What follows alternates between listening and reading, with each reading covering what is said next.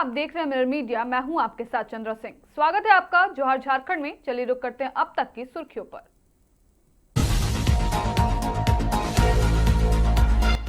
धनबाद में C2 का मसाल जुलूस, केंद्र सरकार पर साधा निशाना, बंगाल सरकार ने लगाया आरोप।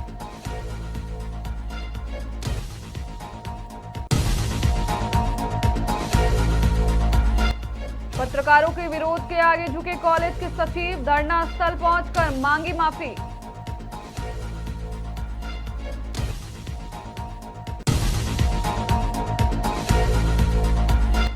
हजारीबाग में एक अनोखा और भावुक कर देने वाला मामला आया सामने। भगवान को गोद में लेकर DC ऑफिस पहुंचे महंत।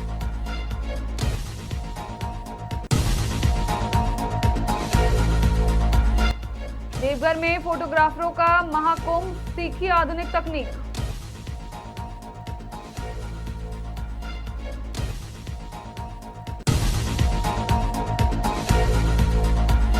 केंद्र सरकार के 12 साल बेमिसाल विकास और जन कल्याण का दावा।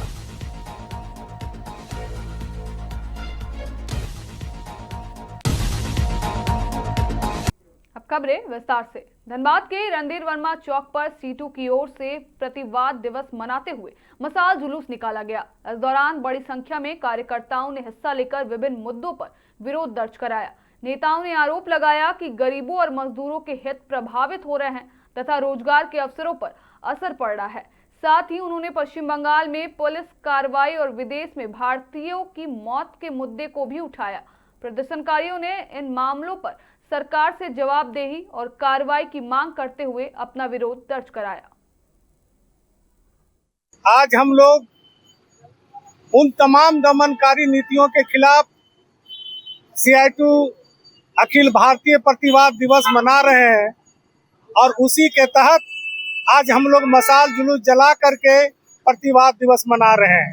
क्योंकि हम सभी लोग जानते हैं कि बगल के प्रांत पश्चिम बंगाल में आप देख रहे हैं किस तरीके से स्टेशन में हॉकर लोग को और वहां उसका प्रतिवाद करने पर जो वहां की पुलिस है, वहां के RPF और वहां की सरकार जो मौजूदा भाजपा सरकार बनी है, किस तरीके से उनके रोजगार पर बुलडोजर चला रहा है, हम सभी लोग देखे और इसका निंदा हम लोग करते हैं। और वहां के जो लड़ाकू संघर्ष साथी है CI2 ने उस आवाज को बुलंद किया और वहाँ के छात्रों ने इस आवाज को बुलंद किया। उस संघर्ष को हम सलाम करते हैं। दूसरी तरफ आप देख रहे हैं कि हरमुज में वहाँ 3 लाख भारतीय काम करता है, लेकिन ये जो खाड़ी का युद्ध और इस तरह का ईरान पर जो हमला है, उस जगह से खास करके अमेरिकी का हमले की वजह से वहाँ हरमुज में हमारे 3 भारतीय मारे गए, लेकिन सत्ता में आसीन मोदी सरकार अभी तक उस पर चुप्पी साधा दे। पत्रकारों के साथ कथित अभद्र व्यवहार के मामले में आखिरकार महुदा इंटर कॉलेज के सचिव दीप नारायण शर्मा को विरोध के आगे झुकना पड़ा। कार्रवाई की मांग को लेकर आयोजित धरने के दौरान विधायक प्रतिनिधि, प्रेस क्लब के पूर्व पदाधिकारी और पत्रकारों की मौजूदगी में उन्होंने धरना स्थल पर पहुंचकर अपने व्यवहार पर खेद जताया और लिखित व मौखिक रूप से माफी मांगी। साथ ही भविष्य में ऐसी घटना दोबारा नहीं होने का आश्वासन दिया। गौरतलब है कि कतरास प्रेस क्लब के सचिव समित खान और सदस्य शमशेर खान ने प्रशासनिक कार्रवाई की मांग को लेकर पूर्व निर्धारित कार्यक्रम के तहत धरना दिया था। महुदा थाना प्रभारी पवन चंद्र पाठक की अध्यक्षता में हुई वार्ता के दौरान सचिव दीप नारायण शर्मा ने माफी मांगी, जिसके बाद पत्रकारों ने आपसी सहमति से अपना आंदोलन समाप्त कर दिया। देखिए, मामला ऐसा था कि पूर्व कुछ महीना पहले जो हम लोग का महुदा इंटर कॉलेज है, वहां पर विवाद हुआ था। वहां के जो सचिव दीप नारायण शर्मा जी एक धर्म समुदाय के विशेष के बारे में कुछ अपशब्द बोल दिए थे, जिसका ऑडियो वायरल हो गया था। तो उसके बाद जो मोहम्मद सामिद है, यहाँ हम लोगों के पत्रकार महुदा में शमशेर है और 2 अन्य पत्रकार थे, इन लोगों ने सभी जगह लिखित दिया। प्रेस क्लब कतरास में भी दिया, धनबाद जो है DC को दिया, SP को दिया, सभी को लिखित दिया कि मामले की जांच की जाए ऑडियो का। और ऑडियो में कुछ गलत बात हम लोगों ने भी सुना था, हम लोगों ने इसका पुष्टि किया कि नहीं, सही में गलत बोला गया है। तो सभी जगह आवेदन देने के बाद समीद आज यहाँ धरना में बैठा था, सभी पत्रकार यहाँ धरना में बैठे थे। धरना में बैठने के बाद विजय झा भी आए थे, मुखिया लोग भी आए थे और कौन कौन आए थे, मैं तो काफी लेट से आया हूँ। कई लोग धरना में बैठे हुए थे। उसके बाद जब यहाँ पर मैं पहुंचा तो देखा लोग धरना में बैठे हुए हैं, तो फिर मैंने दीपनारायण जी को फोन किया, उनसे पुराना संबंध है काफी, तो उनको यहाँ बुलाया गया। वो यहाँ पहुंचे, पहुंचने के बाद यहाँ विधायक प्रतिनिधि भी थे, अजय दास जी, और थाना प्रभारी भी थे, मौदा थाना प्रभारी पाठक सर भी थे, और गणमान्य लोग भी थे। सभी के बीच एक मैत्रीपूर्ण वातावरण में समझौता हुआ, बहुत बढ़िया समझौता हुआ। उन्हें लिखित रूप से क्षमा याचना दिया है। माननीय बाघमारा के लोकप्रिय विधायक श्री शरद महतो के निर्देशानुसार आज हमने धरना स्थल पे आके जायजा लेने का प्रयास किया। जो विवाद जो चल रहा था उसको हमने समझा बुझा। बड़ा बाबू को, मौदा थाना प्रभारी बड़ा बाबू को हमने फोन करके और इस मामला को हमने उनको संज्ञान में दिया। जो आपके पास जो ये मामला आया हुआ है उसको तुरंत सॉर्ट आउट कर लेने से ही अच्छा होगा, समाधान होगा। क्योंकि जो पत्रकार होते हैं वो संविधान के दायरे में चौथा स्तंभ में हम लोग उसको रखते हैं, समाज से एक आईना होते हैं। इसलिए पत्रकार से विवाद अच्छी बात नहीं है, क्योंकि पत्रकार से विवाद मतलब जो है पूरे समाज का जो ये होता है, आईना होता है, वो हम लोग वंचित रह जाएंगे। एक्चुअली क्या है, जो थोड़ा सा कंफ्यूजन था साथियों में, और जो बातें पिछले दिनों कही गई थी वो विवादित सा प्रतीत हो रहा था। उसी के संदर्भ में ये घटना, तो उसके संदर्भ में आपसे समझौता हो गया है। विधायक प्रतिनिधि अजय दास जी थे और वरिष्ठ पत्रकार विनोद जी थे और साथी तिवारी जी, लोग सारे लोग थे। तो सबके सामने बातचीत हुई, थाना प्रभारी महोदय भी थे और सबके सामने बातचीत हुई और इसमें समझौता हो गया है। हजारीबाग में एक अनोखा और भावुक कर देने वाला मामला सामने आया है। इचाक स्थित ऐतिहासिक ठाकुरबाड़ी मंदिर की जमीन को बचाने की मांग को लेकर मंदिर के महंत विजयानंद दास भगवान की प्रतिमा को गोद में लेकर सीधे उपायुक्त कार्यालय पहुंचे। महंत का आरोप है कि 181 साल पुराने मंदिर की जमीन को अवैध तरीके से बेचने की कोशिश की जा रही है। बड़ी संख्या में श्रद्धालु भी उनके साथ मौजूद रहे। मामले को गंभीरता से लेते हुए उपायुक्त हेमंत सती ने जांच और उचित कार्रवाई का भरोसा दिया तथा कहा कि यदि जमीन मंदिर की है तो उसे कोई नहीं छीन सकता। महंत विजयानंद दास जी जो इचाक के हैं, ये लक्ष्मी नारायण मठ है, वहाँ से आए हुए थे। इनका कहना है कि वहाँ पे जो भूमि है तो उसको गलत तरीके से और गलत दस्तावेज बनाकर कई लोगों के द्वारा बेचा जा रहा है और मठ की ज़मीन पर गलत तरीके से कब्जा भी किया जाने की आशंका है।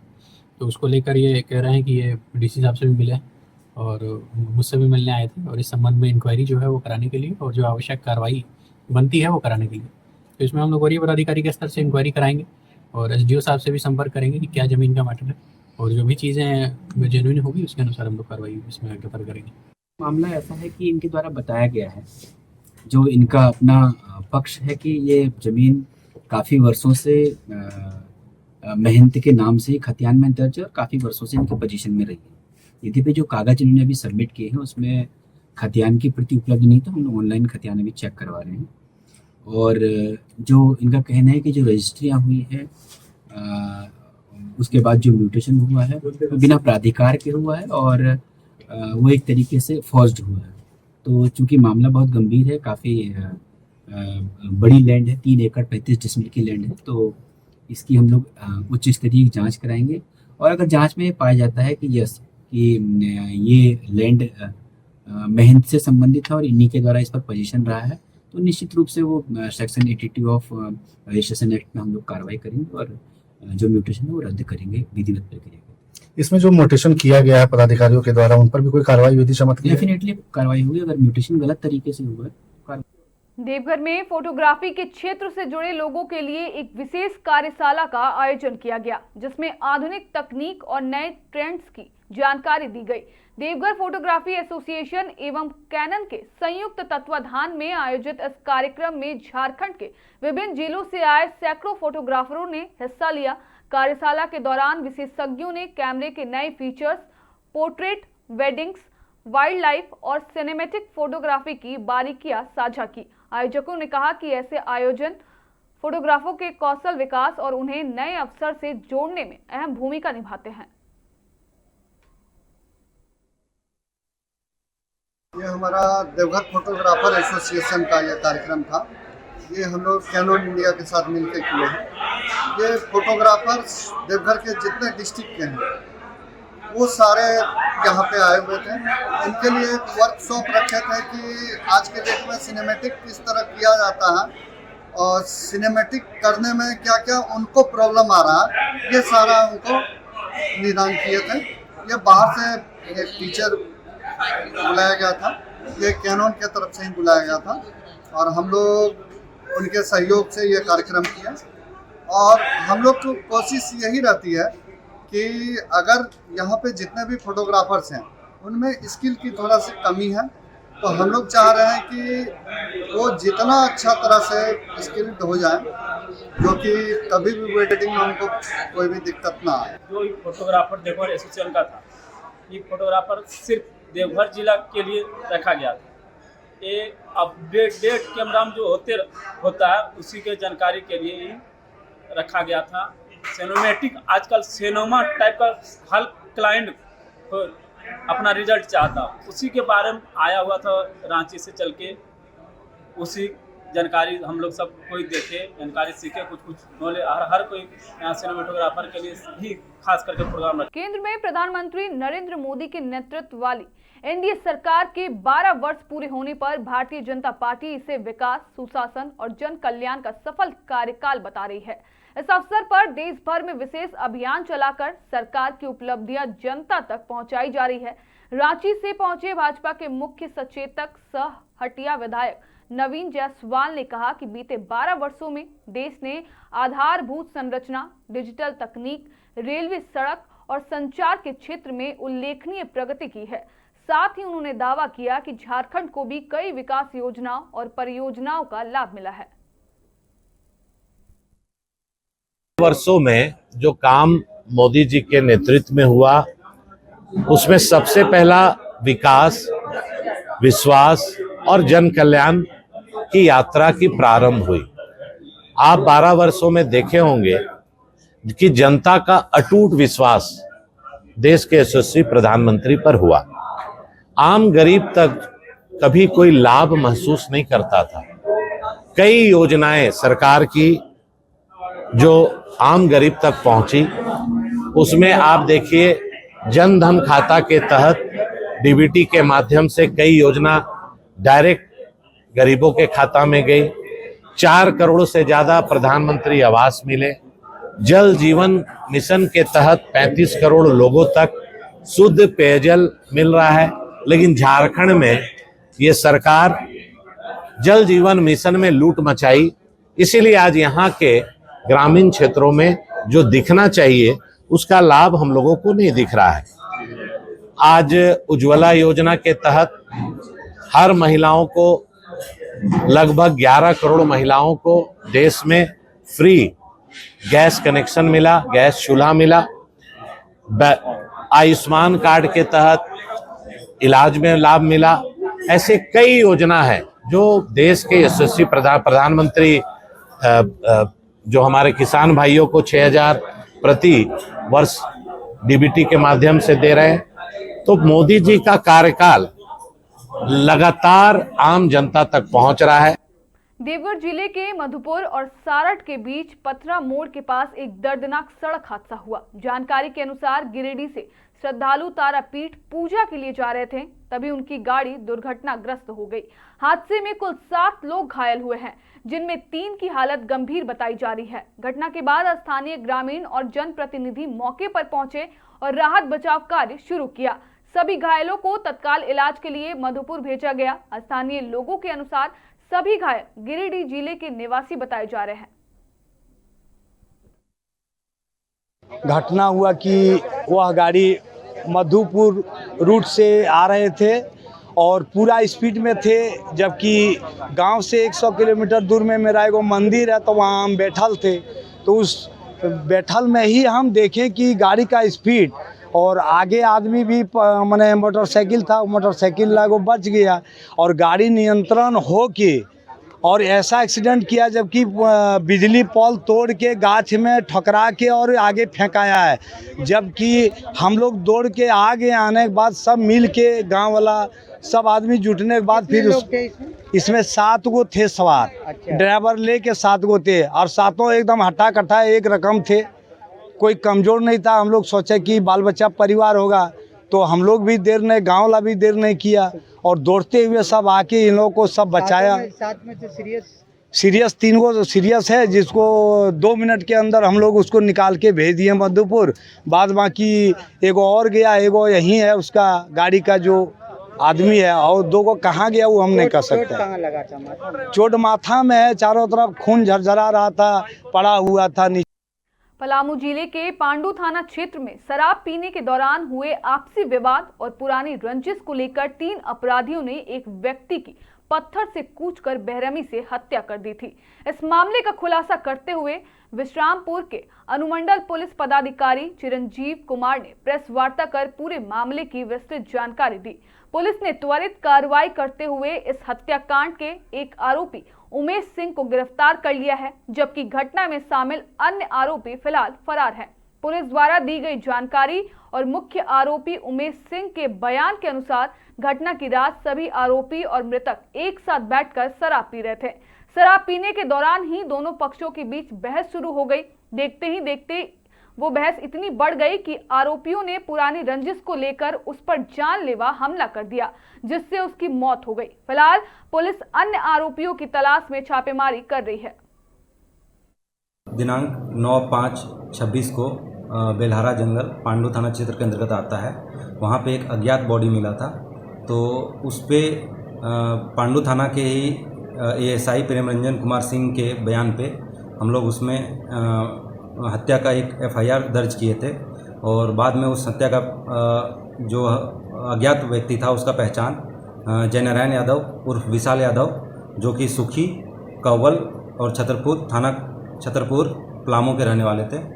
तो उसी में तकनीकी साक्ष्य मानवीय सूचना से पता चला कि उसका जो हत्या है 3 व्यक्ति, जिसमें उमेश सिंह, अभिषेक सिंह और विकास सिंह, ये तीनों साथ में गए थे और वहाँ पे ये लोग तीनों साथ में आपस में शराब भी पिए, और उसके बाद फिर इन लोग के बीच विवाद हुआ।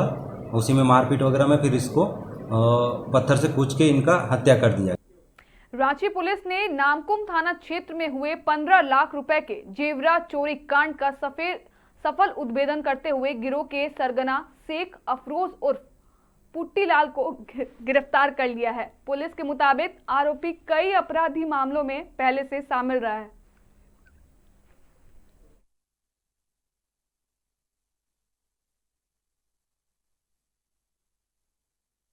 देखिए, बीते कुछ दिन पूर्व 27 मई 2026 को नामकुम थाना क्षेत्र अंतर्गत एक घटना घटित हुई थी, जिसमें एक व्यक्ति हैं दीपक कुमार उर्फ पिंटू, उनके घर पर चोरी कर ली गई थी, और जो उनके उसके आलोक में ही एफआईआर रजिस्टर किया गया था, और एफआईआर में बताया गया था कि तकरीबन 15 लाख रुपए की चोरी की गई है। चूंकि ये घटना काफ़ी गंभीर थी, तो इसको देखते वरीय पुलिस अधीक्षक महोदय द्वारा एक एसआईटी टीम का गठन किया गया था, जिसमें डीएसपी हेडक्वार्टर 1, थाना प्रभारी नामकुम और अन्य पदाधिकारी जो नामकुम थाना के हैं वो सभी मौजूद थे। और इस एसआईटी की टीम के द्वारा जब जगह जगह पर छापेमारी की गई, और जितने भी सीसीटीवीज हैं और सीसीटीवी के अलावा जितने फिजिकल एविडेंसेस हैं और टेक्निकल एविडेंसेस हैं उनका एग्जामिनेशन किया गया, उसके बाद इस टीम को पता चला कि जो एक व्यक्ति है जिसका नाम है शेख अफरोज उर्फ पुट्टीलाल उर्फ अहमद राजा, जिसकी उम्र तकरीबन 24 वर्ष की है और वो नामकुम थाना का ही रहने वाला है। 27 मई को जो घटना घटित हुई थी उसमें इसकी संलिप्तता थी, और इसने ही वह घटना की थी अपने 2 या 3 सहयोगी के साथ मिलके। और जो इसने चीज़ें वहाँ से चुराई थी, सोने और चांदी की चीज़ें चुराई थी, उसने इसे ले जाकर एक दुकान जिसका नाम है महारानी ज्वेलर्स, जिसके मालिक हैं कृष्णा, उनके पास ले जाकर बेच दी थी। बेचने के उपरांत इसने तकरीबन 7 या 8 लाख रुपए में वो सारी की सारी चीज़ें बेची थी। और इसके द्वारा यह भी बताया गया ये पहली घटना नहीं थी कि जिसमें इसने सामान चोरी किया, और जो कृष्णा है महारानी ज्वेलर्स के मालिक, उनको यह चीज़ दी है। पूर्व में भी काफ़ी घटनाएं हैं जो इसके द्वारा कारित की गई थी। देते थे, गलाने के बाद उसे नए इक्विपमेंट्स या फिर नई सोने या चांदी की चीज़ें बनाना स्टार्ट कर देते थे। तो जितनी भी हम लोग को जब्ती मिली है वहाँ से, वैसा बिल्कुल जो ओरिजिनल चीज़ थी उनकी सोने या चांदी की, वह नहीं मिल पाई है। बट उसको गलाने के उपरांत जो भी नई चीज़ें बनाई गई वो सारी की सारी चीज़ें हम लोगों ने वहाँ से जब्त कर लिया। जब्ते में आप लोग को बताना चाहेंगे तकरीबन 212 ग्राम के आसपास हम लोगों ने सोना जब्त किया है, 18 किलोग्राम चांदी है, 1 लाख रुपए कैश है, एक देसी पिस्टल जो मैंने आपको बताया कि जो कुट्टी लाल है वो हमेशा लेकर चलता था, 3 गोलियां हैं, एक घड़ी है, एक मोबाइल फ़ोन है। तो तकरीबन अगर आप इसकी वैल्यू निकालिएगा प्रेजेंट मार्केट प्राइस के हिसाब से तो तकरीबन इसकी वैल्यू आती है 70 से 75 लाख के बीच में। तो एक तरह से आदतन अपराधी था और तकरीबन इसके ऊपर 15 कांड ऑलरेडी। फिलहाल के लिए इतना ही। बाकी तमाम खबरों के लिए बने रहें मिरर मीडिया के साथ।